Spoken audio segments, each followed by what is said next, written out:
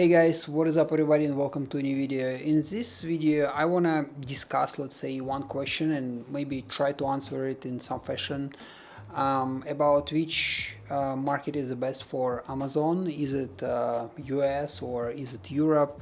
Because I just recently got a question under my previous video which basically says what is the pros for European market if you want to sell on Amazon. It's really hard to answer this question definitely because it all depends on what sort of product you want to sell and where you are located right now. For me, it's really hard to judge about United States. I don't have really much experience with the United States, but what I can tell you what complications we have in Europe and what are the, in my view, advantages of European market. So the thing is about Amazon Europe is it's just more complicated. And by being a little bit more complicated, it opens your doors because it means that it is less saturated. When you talk to suppliers in Asia, let's say Korea or China or Japan, in most of the cases they're gonna tell you that they already have someone in the US. You can only get advantage of those markets where you can resolve any problem or any issue, or where you see sort of difficulties which people don't want to deal with, and that has become your advantage, because if you can go around it, or if you can find the way how to resolve it, you will be the one who's actually selling in that market. Even brands who already have their product, they always say to you, we need someone in Europe. So they don't want to enter European market by themselves because they just understand it's going to be hard for them. American market in this case more welcoming in terms of foreign business. American market is more understandable just because it's also English speaking country and everything is available online.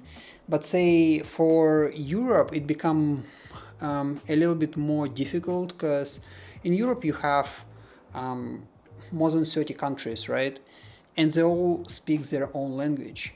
And total population of Europe is nearly 500 million people, where in the US you have 300 million people, and those 300 million people speak English. And then you have Canada as well. You nearly have the same population who speak English, and whole documentation and whole business processes are built around English. So anyone from anywhere in the world can go there, can go online and start this process. Plus, in the United States, you can open business on you can start a company remotely, which is not the case in the European Union. Where in Europe it's a little bit different. Like, some countries are just 7 million people, some countries maybe 20 million people, some country even not 1 million people.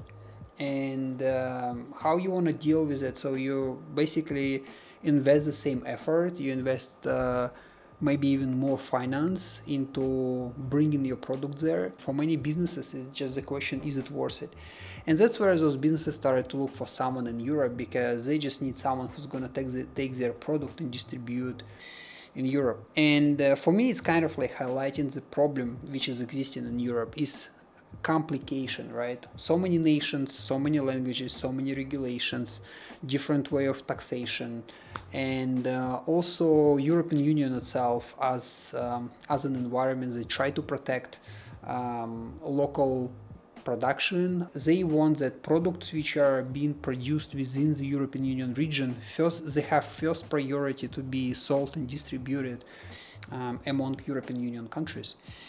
And when you try to enter that market with your product, number one problem which you're going to face is regulations which are protecting domestic market. Of course, if you're someone from European Union, you live in one of those countries like Germany, Spain, France, whatsoever, and you start to produce your product, for you it's a little bit easier. But let's say if you're a foreigner and you try to decide which market to go, you want to go United States or you want to go pan-European marketplace, my personal opinion, it's better to focus on the US. When you import your product to European Union, you pay all the taxes up front. That's how it works. So you have VAT, which is value-added tax. From country to country, it can be 19%, it can be 21%, in some countries it's like 25%. So what's happening if you import your products to European Union, you first need to custom clean them.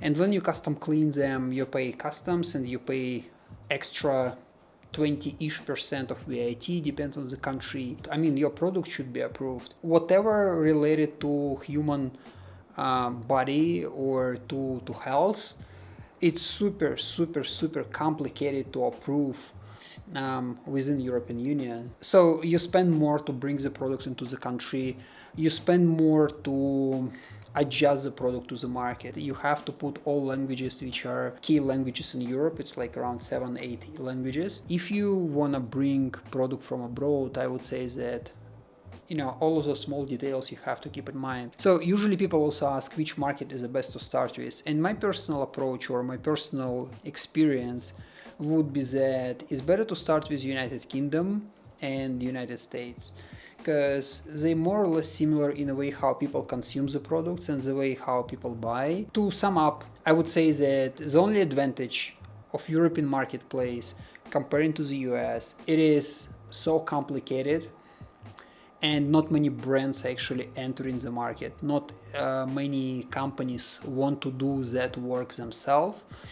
That's why it's actually free up some space for you. So it's not so saturated, it's not that much well developed, and if you somehow can find your product market fit among European marketplaces, in this case you can really succeed. I hope it's been helpful. Let me know if you have any questions, and as usual, leave all your questions, comments, and if you agree with me or you disagree with me, write it all down in the comment section below, and I'll see you in the next one. Cheers.